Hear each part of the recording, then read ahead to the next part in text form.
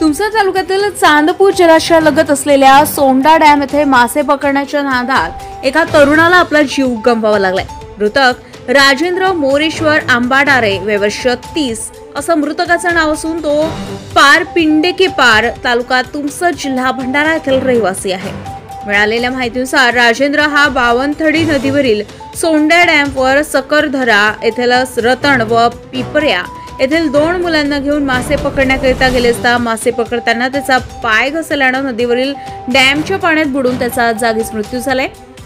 या घटनेची माहिती सिहोरा पोलीस स्टेशन येथे देण्यात आली। पोलीस स्टेशनचे अधिकारी घटनास्थळी दाखल झाले।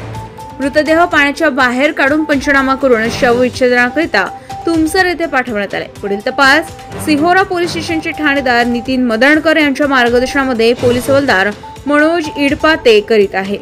गजा महाराष्ट्र 24 न्यूज करिता संदीप पडारे भंडारा।